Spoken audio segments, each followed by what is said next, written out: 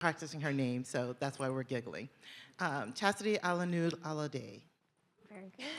Very good. I feel like I get a prize.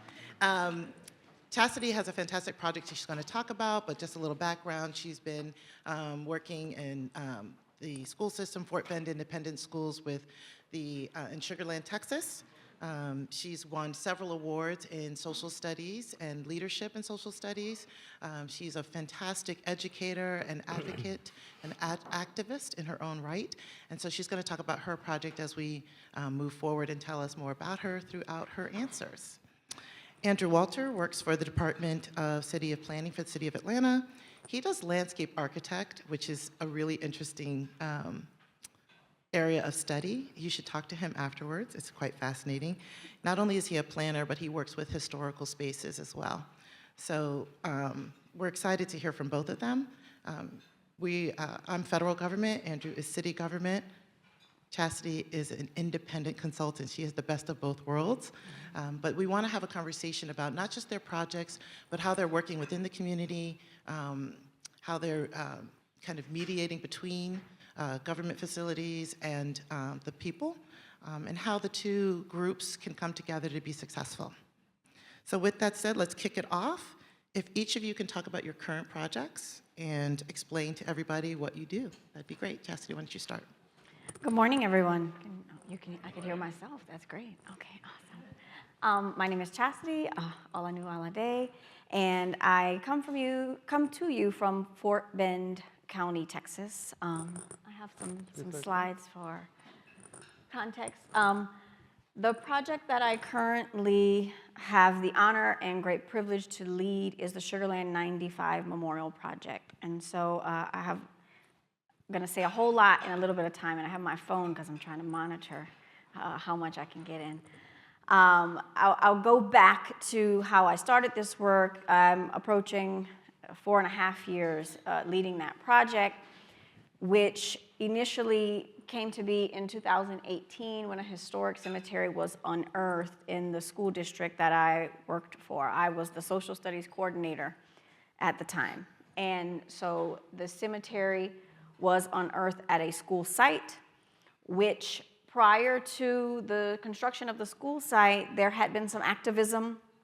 All honor to Mr. Reginald Moore, who was a local community member and activist, who was ringing the alarm at the state and the county and the local level that once the school would be built on that property, that it's most likely they would find a cemetery of those who were subjected to the inhumanities of convict leasing that took place on that property.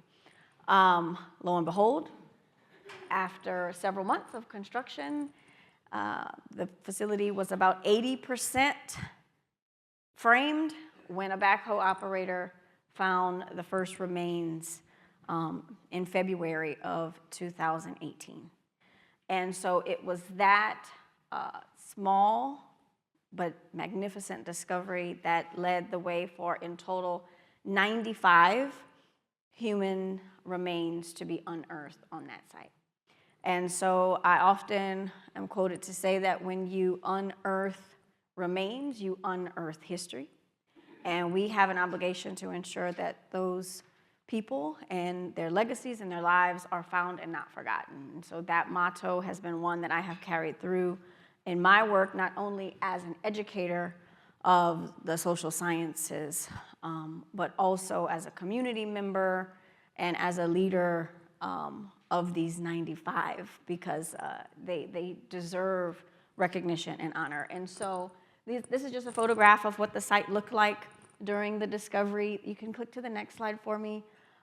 Just so you have an idea of where Fort Bend County is, it is just southwest of Houston. Statistically, it is one of the fastest growing counties in the nation, and it is one of the most ethnically diverse counties in the nation. But what has happened with the beauty of a growing population and diversity is we see that the Black history of Fort Bend County becomes more and more hidden and unspoken. And you wouldn't know that post-Civil War, 66% of Fort Bend County was African American. Let's just say that. And so this is the site. You'll see currently it is a blank canvas. that we are currently working to create a proper memorial site as an outdoor learning facility. This is a school. The school was constructed you see it in the rear of the picture there. The school district services 81,000 students, and we employ 13,000 employees. And so when we think about the opportunity to educate, to advocate on behalf of this part of history that was not in any Texas history, U.S. history textbooks as of 2018, there's great power in starting with Fort Bend County. Those numbers will continue to grow. And so the work that we are currently doing is based on a memorial plan. This plan was actually first developed in 2019. We've updated it every year. It has 3 main pillars, which is education first and foremost, because the school district does own the property. And so as a school district, there is a moral and ethical and professional responsibility to teach and learn. And yes, it's in Texas. We'll answer those questions later. Engagement of our community, both local, descendant, and you all are also part of that community. And then we have memorialization, which is outfitting the site into a proper memorial grounds that we can use to educate our students, our community, but also a place that descendants, once they are confirmed and identified, could come to reconnect with their family members, and in a place that is restorative, peaceful, informative, but also more dignified and proper than what we have today. And so that's a high-level overview of the work. Thank you. Andrew, you want to talk about a project? Sure. I've also got, I think we need to click through a few more of these. Just keep going until you find the one that says Chattahoochee Brick. There you go. You can even go to the next one at this point. So I will be talking about the Chattahoochee Brick project, which some of y'all, probably many of y'all know something about.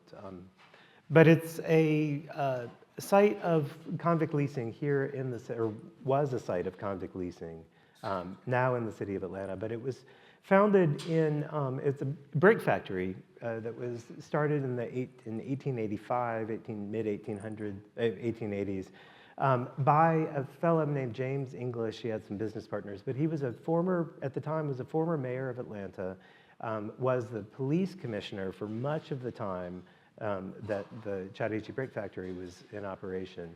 And it was operated almost exclusively on leased convict labor during the period of 1885 to 1908, 1909, when convict leasing was outlawed in Georgia. It's significant. It was one of the larger, if not the largest, convict leasing site in Georgia, and James English controlled the vast majority of the convict leasees in the state. And he had multiple operations, multiple convict lease sites around the state. But this was kind of the center of his operations and the family business. It produced an enormous number of bricks throughout those decades, many of which were sold to the city of Atlanta. Atlanta built a lot of its streets, its roads, its buildings, its sewers with bricks bought from the Chattahoochee Brick Company, operated by a current city official. So there's a direct tie between the happenings at Chattahoochee Brick. I don't think I need to explain the convict leasing situation, given the interest of time, but it was a site of real brutality. It was discussed at some length in Doug Blackman's Slavery by Another Name book. And the others aren't playing. There was a slideshow, I guess, that's not operating, but anyway, it showed some pictures of the historic site. But at any rate, the city, feels that it has some responsibility to preserve the site and honor it. And you can go to the next slide. The story that I'm going to tell, though, this is a discussion about engaging with local government. And the city just acquired this property 2 years ago, or acquired the Chattahoochee Brick property 2 years ago, after a long kind of protracted fight over acquisition of the site, which is, I think, is a very good example of how the community government relationship can work in a case like this. The brick factory was operational it was sold to a different firm in 1970s, a different company, and operated up until the early 2000s as a brick factory, and then for a few years as just a distribution yard. Operations ceased, and the buildings were all demolished in 2010. So up until then, it was it was just an operational or semi-operational industrial site. The land was let me back up. The Chattahoochee River has been sort of the backside of Atlanta for many years. Atlanta's a railroad town, so the river was not a prominent feature for many years in Atlanta. And Atlanta's kind of turned its back to it. There have been efforts over the years, over the decades, since about the 1970s, to pay more attention to the Chattahoochee River, which is where the Chattahoochee Brick was sited. It was right on the banks because it had proximity to the clay beds there for making the bricks, and it was situated right on a major rail line for distribution. But Atlanta had been looking at the Chattahoochee to activate it. There was a national recreation area established in the 70s and 80s along the river. There was a greenway effort in 2000, in about 2000. Another effort called Chattahoochee Now about 10 years later. And then most recently, Trust for Public Land led a big effort to come up with a vision for a trail corridor along the Chattahoochee River from 100 miles north of Atlanta to a point 100 miles south.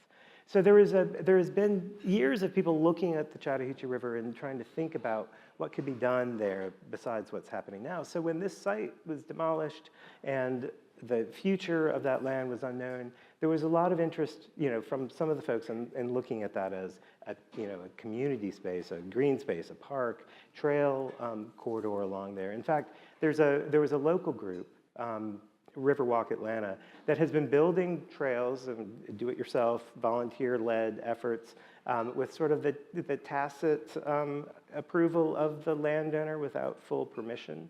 So kind of community-led trails, and so that group has been advocating for capturing green space along the river. So when the factory closed, there was real interest in this property. And then there was an effort, actually, Trust for Public Lands was trying to find a buyer for this property to turn it into public space during those early years before the factory, as the factory was closing, but it didn't go anywhere because of some environmental concerns and a tussle with the owner. But a few years later, in about 2015, 16, 17, a company called Lincoln Terminal bought the property, was going to build a fuel terminal on the site. It was going to be, fuel was trucked in, or fuel was brought in by railroad, mixed on site and trucked off.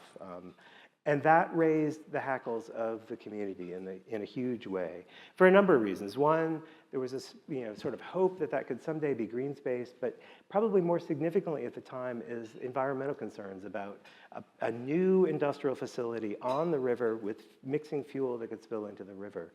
This is the site sits right at the confluence of Proctor Creek and the Chattahoochee River. It's immediately adjacent to it, and there was an effort that started after a big flood in 2009, was kind of what really spurred the look by the city at the Proctor Creek watershed. It's a very polluted stream. It was full of sewage from a not completely separated combined sewer system. It's an environmental justice community. It's low. It's flooding. It's like a lot of the poor neighborhoods in the South. They're built down in the floodplains. There's a lot of contaminated soil in that, in a lot of the low areas in Atlanta, it was filled with lead-contaminated soil that was, widely available back during the industrial age.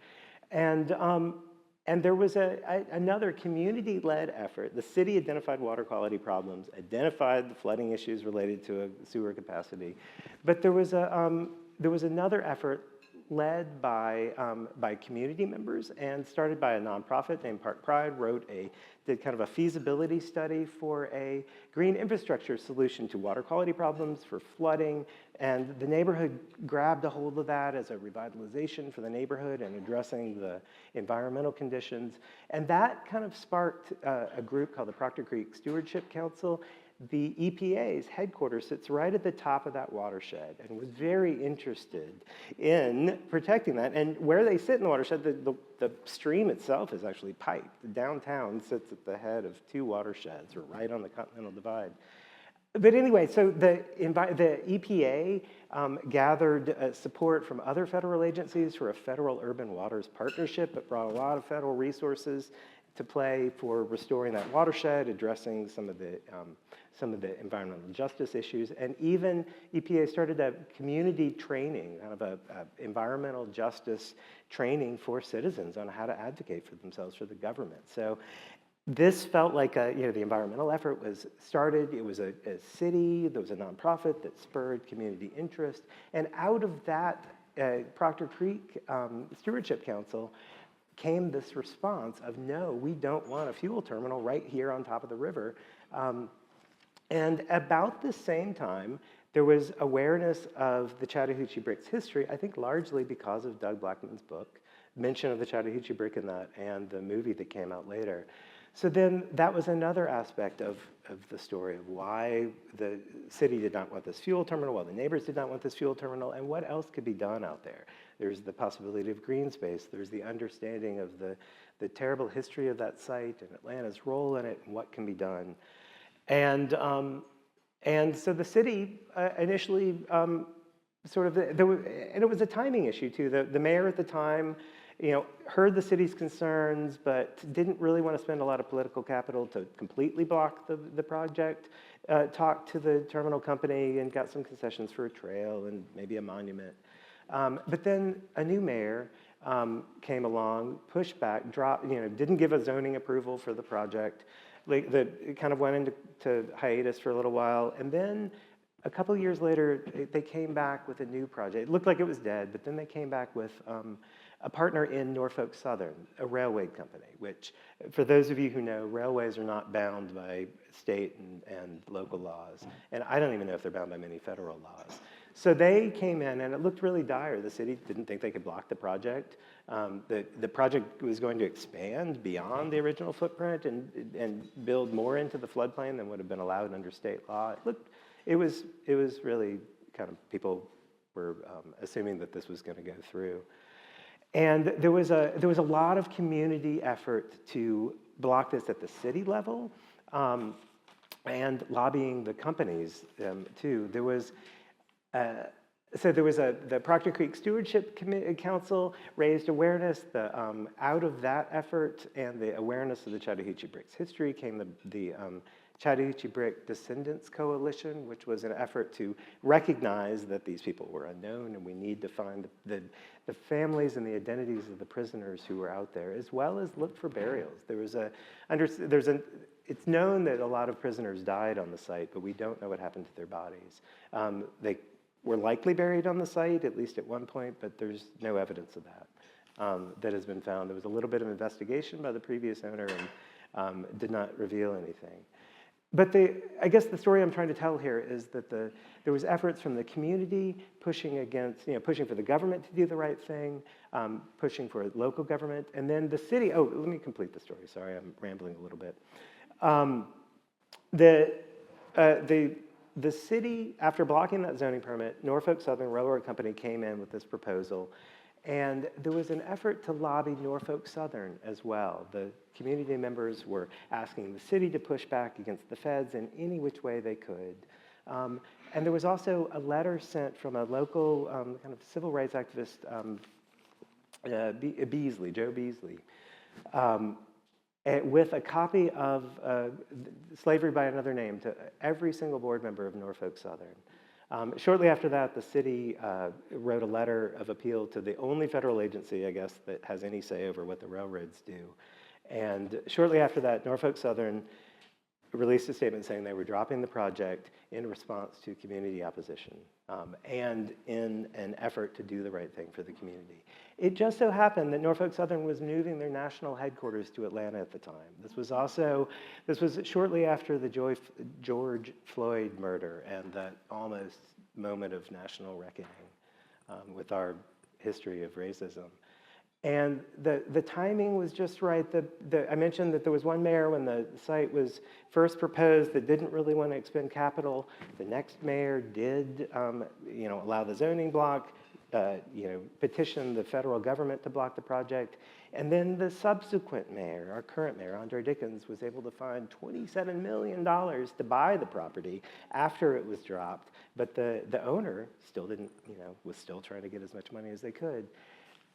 So next slide. So there was there's sort of a thread of citizens pushing the government, pushing private business to do the right thing, and then government and private business doing the things that they have the power to do, which is drum up money, use political power, block things with regulation. And so now the city owns the property, and as you can see, we've got a lot of work ahead of us. It's the buildings were all demolished 10 years ago. It's essentially kind of a scraped industrial site now. There's a lot of concrete and asphalt slab out there. There are still some old architectural features underground. We don't know all that's there. We know that there was tunnels, probably ventilation tunnels for the kilns. They were punched through during some of the work by the previous owner. But we're hoping there's still building foundations out there that can tell us exactly where these buildings were, to have a physical understanding of what the site was like over the years. To begin to tell the story and see what else is revealed. We don't know what's out there. Also to find human burials, if there are any, or if there aren't any, if they can't be located, then, have an understanding of how to come to peace with that. The original Chattahoochee Brick property was far larger than the site that we purchased as well. They owned land up and down the river. There was farmland as well as additional clay deposits. But we are now embarking on a process that we hope recreates what came before: citizen input, government pushing where it can. We are in the process of hiring a consultant to do a very public planning effort, starting out with sort of a vision for what this site could be, and then refine that down into what it would look like on the ground. And we are partnering with the National Center. We've been working with them for over a year now to kind of figure out how we're going to move together, what this partnership looks like, looking for community partners to really get all the input and have the conversations about what can happen at the site, but also what this site means to Atlanta, to reconciliation with our past. The thing that really strikes me, I'm probably going over, is that Atlanta was a direct recipient of the terror that happened on this site. The city of Atlanta, not just the wealth and the industrialists at the time, and now we own it. And the opinion of our government, the view of our government now of what is right is vastly different than it was 100 years ago. And there's an opportunity for the city to do something really meaningful here.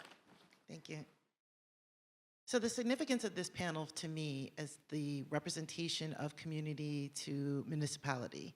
So I'm a federal employee. I'm the director of the Carter Presidential Library, not to be confused with the NGO, the Carter Center. So I work for the National Archives.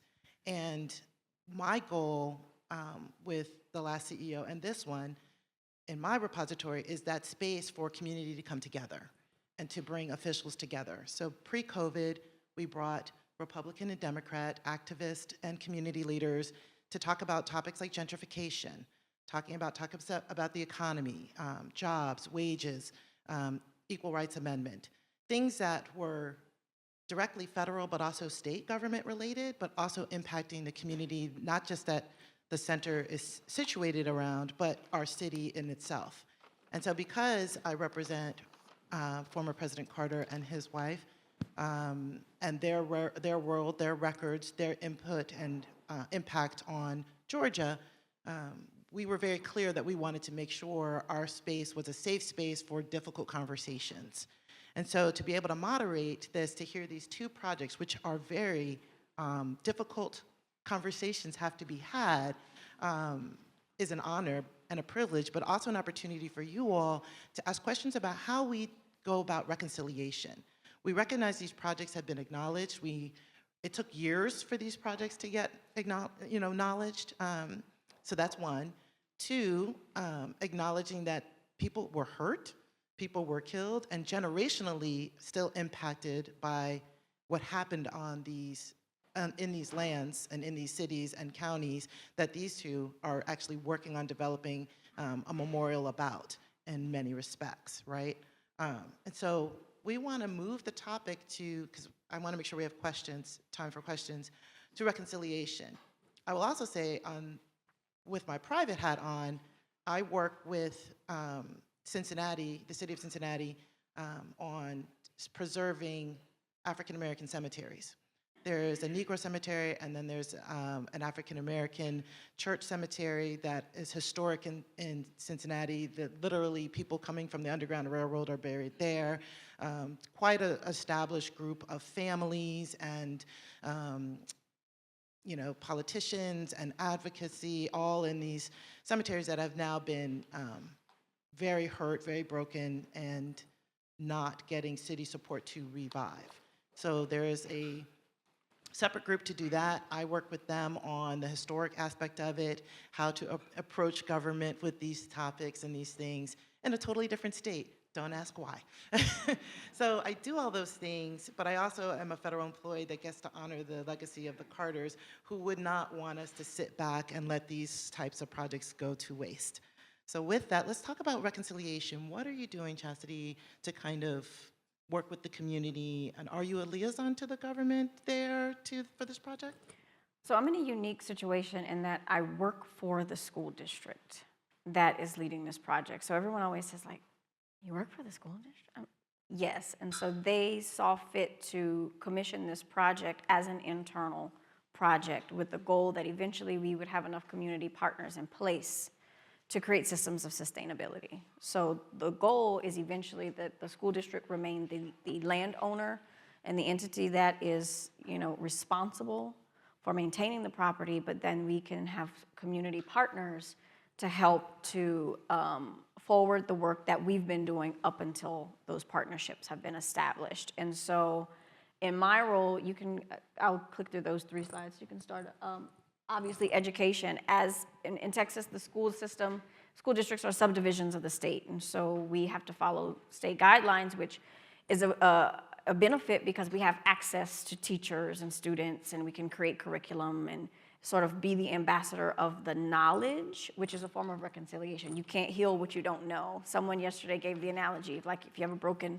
limb, they can't triage it unless they know that the limb is broken. And so learning is a great entry point for reconciliation in how I'm helping to advance that. And so we have worked, the goal is to get more people to know about it. And so the benefit of being kind of the inside man, as essentially I am, is that I'm able to sort of reach across and work with other agencies to assist with sort of curriculum advancement. So despite current laws or things that have been put into place that seemingly limit the teaching and learning of Black history, we were able to work with the State Board of Education to get Sugar Land 95 and the system of convict leasing explicitly into the Texas state standards. So I think that is a point of reconciliation in and of itself.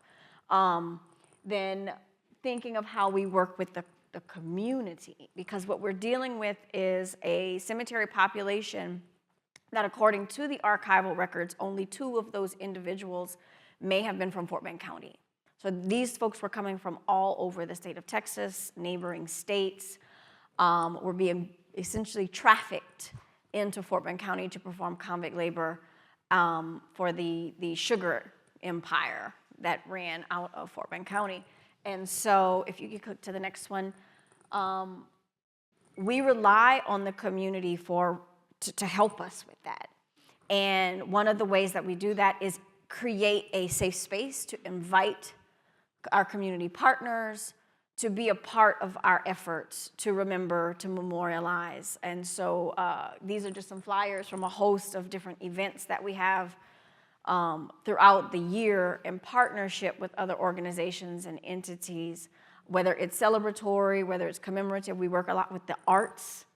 And so all of these things are really part of that need to create reconciliation. It's a unique situation, Dr. Evans, because we're trying to really bring healing to a community who are communal descendants, but constantly thinking about how does this look and feel when we actually have confirmed biological descendants, and are our acts of remembrance appropriate for both audiences? So having to look at everything through a double lens has been one of the challenges, but I think has been one of the most gratifying things about. And the last picture, you'll just see some images from some of the events, which they're very reconciliatory, if that's the word I want to use, from vigils to people come out there and ring bells. We've had art demonstrations. There's always students out there. The lady in the bottom is the wife of the late Mr. Reginald Moore, who was the activist who essentially was pushed aside for 2 decades. And so she has picked up the baton and filled his very large shoes to help ambassador the work. And so most recently, they formed a nonprofit organization called the Friends of the Sugarland 95 to help with this work. And so, all that we do is in the name of reconciliation and trying to bring healing not only to that land, but healing to those souls and to their families as well. What I love most about your project is that I'm slightly jealous because we live in the city of Atlanta. And I get a lot of pushback when I hold sessions that you've helped organize and fight for. So we actually hosted, and you'll talk about this some more, Andrew, I'm sure. We, at the Carter Library, hosted the Chattahoochee Brick Company conversations in the city.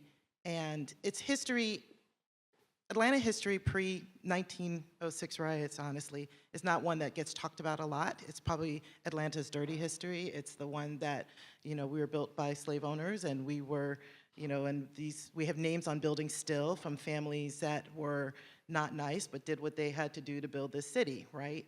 And so it's a very difficult conversation. And here I have this very liberal president who's, great society, who I represent, that the state is somewhat amicable with, but also makes for good tourism, not for good policy, the way our state functions.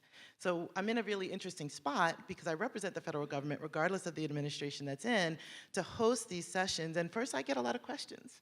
When we bring groups like this, why would you do that, Meredith? And I'm like, because we're a space in the middle of the community with a beautiful view of downtown. How are we supposed to ignore the local politics or local situations that are here that impact everybody in our city and in our state? And so I'm so impressed that the school system hired you to actually help organize these things, because it's difficult. It's difficult work. Andrew, what are some of the things that you guys are doing? So kind of like Chassidy, we are we're going into this.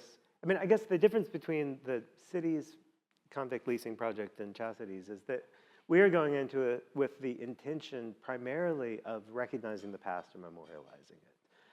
Rather than backing into it, kind of like the school district seemed to have done. So we are, in that spirit, we are going to be hiring. It's a bigger effort than we have in-house capacity to lead, and so we're hiring, in the process of hiring a consulting team to help us lead this over the next couple of years. The planning and kind of initial vision, but we've tried to set the stage early by having a lecture series, a monthly lecture series from the spring into the early summer, to provide the Atlanta community a basic understanding of the history, not just of the Chattahoochee Brick site, but of, there was a session on the prehistory of the Chattahoochee corridor and Atlanta, and then kind of the ramifications of what the industrial and financial connections to the wealthy of Atlanta at the time, to convict leasing, trying to give a kind of a primer on the subject, so that when we do have the broader and larger meetings and more specific questions about how should we memorialize this past and what else can we do with the site, that people have a little bit more of an understanding of what the issues are and can have a more informed conversation. And so, in that spirit, we've been working with the National Center to figure out what does this partnership look like. And imagining that there's going to be a lot of conversations that will extend out from beyond our project. If there's a project that really digs into the, I mean, if there's an aspect of this project that will pursue like sort of the legacy of the wealth that was created from convict leasing here in Atlanta, that's going to be a very difficult conversation. And it can start with this project, but I don't see it finishing here. I see that being carried on by other groups, and who knows where that will take us. One of the other things I know the National Center is working on is school curricula around forced labor for Georgia. That's perfect for a nonprofit, probably not something the city of Atlanta is going to lead, especially because we are also bound by state standards. Yeah, I mean, I think that's why there's institutions like mine, the Atlanta History Center, the Center of Civil and Human Rights. These cultural spaces, although we're museums, we're also places for dialogue, because the Atlanta History Center has a ton of information on this, and they have an archive as well. And so they work towards making those things accessible through short exhibits, to programming, as the city has done with the Chattahoochee Brick Company. So I think as long as we are partnering with our citizens and cultural heritage institutions and government altogether, school systems, it makes it easier and better, one, for leaders to digest what has happened, but also shows something that's in your face, how we need to heal. We can't bury it. We have to acknowledge that it happened. We can be angry for a moment, but then we have to move forward and inform the community. Not because we want to hate, but because we want people to be informed. And that's where our areas, each one of us have different types of jobs, but each one of us feel responsible in educating the public so that we can have an honest conversation. Questions from the audience? I see one all the way back there. We have 10 minutes left. I know. We can have a dialogue. We might have a ton of questions. Okay. Ma'am, sir, ma'am? Can y'all hear me? Yes. Yes. Cool. I'll just do that. So in conversation about reconciliation, I can't help but wonder, like, and this isn't just a question for the panelist and the moderator, but for something for us to consider, like, today and also afterwards, like, when we're outside of the space. Thank you. So how can we, what does it mean to like have this symbolic reparations occurring with a memorial established at Chattahoochee Brick site, while also dealing with the ramifications of the construction of Cop City? So you have this memorial to victims of police violence in the prison industrial complex, while it's juxtaposed with this monument to the police industrial complex. That's why we ask questions early. I guess I can start there. That is the question that I knew I was going to have to answer, and it's a hard place to be as a city employee, because it acknowledges the political realities of our world. That there was clearly pressure on our mayor to back this public training facility, but there was also a clear interest in preserving the Chattahoochee Brick site. So that I think maybe it illustrates that there's always going to be tensions between what the community wants and what the government's doing, or even what the government wants to do and what the government feels they have to do because of other pressures. And it's a liberal city in a very conservative state, maybe not as conservative as it used to be, but still pretty heavily conservative government, state government. And so, really all I can say is that the two projects are not connected, that the team working on the police training facility is the Atlanta Police Foundation, is led by them. And my office is trying to do the best that we can do with the project that we have been given and the support that we've been given by the mayor's office, and hope that shows. Can I chime in on that? Yeah, please. Because although not directly connected to the two projects in Atlanta, this situation is one that is present in many communities. And so in the case of the work that I'm doing, I often get similar questions, in that literally from the site of the burial ground, you can see the Imperial Sugar Mill and the char house. And so about a year ago, there were city efforts in the city of Sugar Land to figure out a preservation plan for that char house, which will cost millions upon millions of dollars just to stabilize that facility, when the project that I'm leading is a drop in the bucket in comparison. And so you can see these two histories sort of competing against one another. And so I often have people who are, whether they're legacy Sugar Land residents or in city officials, say, well, how does that look when you have this effort to memorialize this aspect of the history, and then right across the way, to them it feels like a counter narrative. And so I've been saying, like, how do we contextualize these spaces to where, regardless of which one you visit first or which one you interact with, you have an awareness and a knowledge of the connectivity of those two sites. And you know, time and space are important, right, when you tell those stories. And so that's something that, you know, you ask that question and I'm like, oh, it's like deja vu, because we're dealing with the exactly the same thing, and that literally from the grounds of the cemetery, you have 95 people who lost their lives due to this industrial complex that is in plain sight.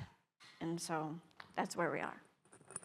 And I think from a government perspective, it's hard.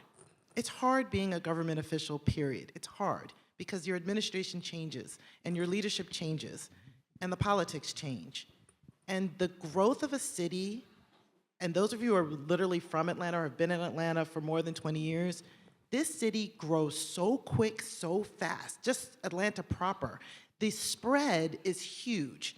We went from, you know, Savannah being considered part of Atlanta because of the sprawl is so big. We can't control what the amount of building they do and the amount of change they want to do, because there's people coming constantly.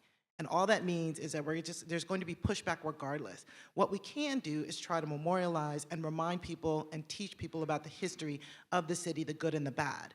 And for Atlanta proper, we do better than a lot of the county schools, but there's a Georgia curriculum here. We can't even get this stuff in the curriculum. We can't talk about diversity, equity, inclusion right now in our state. We can't have these tough conversations. So as long as there's municipalities in our state that are willing to memorialize, whether it's a mural or a plaque or preserving the one part of the house, or when they tear down something, you have something in that building, I think that's a win. I know it doesn't sound like a win, but it's a win. Because if they had their way, they would tear everything down and you wouldn't know anything that exists. I mean, just being around this area alone, you know, Atlanta changed its street names like no tomorrow, to the point where Google couldn't even keep up. And if you go down what was International Boulevard, which is now Andrew Young, International Boulevard, and all the side streets, one block is like Zonona Clayton, another block is somebody else, another block, not a whole street, block. And who knows in 20 years if that will still be the same. So when we can get a win where these are these conversations that are happening with the government, and that we are able to make small changes, whether that's memorializing, adding to curriculum, which is like a total win. I'm so jealous. I feel like that's better than nothing. I mean, it sounds like Debbie Downer, but I feel like it's better than nothing. Ma'am. Good morning. Over the last 2 days, we've heard conversations surrounding narrative, and how do we change that narrative so that it is less hurtful to those individuals, whether it be family or other things. So as a previously incarcerated individual who went through 3 of the 4 prisons here, can we change or look to change, instead of calling it convict leasing, but prison industry, PI, which is what we're used to hearing today, because it causes less unintentional harm to have to continuously hear convict leasing, because we are always going to have that scarlet letter on our back, no matter how far, how we don't do, but it's that fundamental word of just calling it prison industry instead of convict leasing. Is there a way that we can change that narrative so that it's not continuously hurting intergenerational issues or bringing or resurfacing things so that we're able to move forward in the work that we're all doing?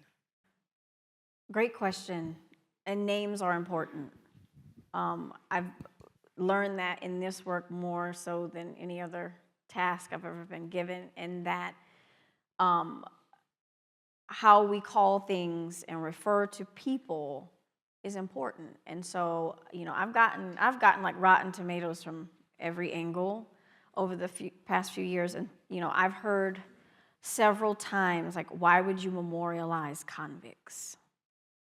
And so we've been very intentional in our wording and our messaging to refer to them as victims of the state-sanctioned convict lease system. Now, that doesn't take convict leasing out of it. I think there is an important role that calling it what it is, because if we don't know what it is, then you don't know what it is, right? Like, what is convict leasing? I mean, I have a master's degree in Southern history, and when I was like, what is convict leasing, right? And so knowing about it is important by name, but I think we should be very, very careful, to your point, and how do we refer to the individuals that are impacted by that in their legacies? Because when we often reach out to descendants or do descendant outreach, just as we talked about yesterday, it's very sticky when you're trying to bring awareness to a family that a family member who they either knew about and disappeared, or they didn't even know that this uncle existed, and making them aware that this person was incarcerated.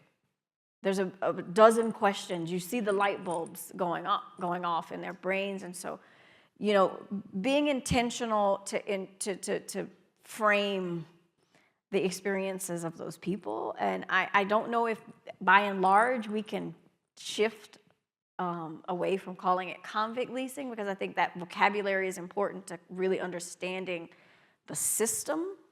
But I do think work can be done to ensure that the people who were impacted by that, any sort of misrepresentation of who they are and how they got into those situations could be clarified. Because when you say, oh, these are convicts who were part of the convict lease system, it automatically implies that they are convicted of something. And we know in many cases they were convicted of nothing but being who they were in that time. Well, let me ask a hard question then for both. What is the percentage of people in your space? What race are they? Is there a breakdown of race at all in your work that you've been able to establish? Meaning the people who I engage with? No, the Or people who are buried. Who are buried. 100% African American. Andrew, do you have a sense? I have a sense that it's predominantly African American. I point that out because out of all of this conversation and the wanting to change name, we don't talk about race. And that, to me, is so problematic. We don't talk, what I like about the convict leasing is if those who do the research, you know that most of those convicts were people of color, were Black people, or slaves, or former slaves, but they were us, right? And to me, that's the richer, deeper conversation, and that's the only reason why I'm almost supportive of the convict leasing, because it actually puts it in a historic time period, which allows people to recognize that these were African Americans here, you know, and that to me is a history that we definitely don't like to talk about.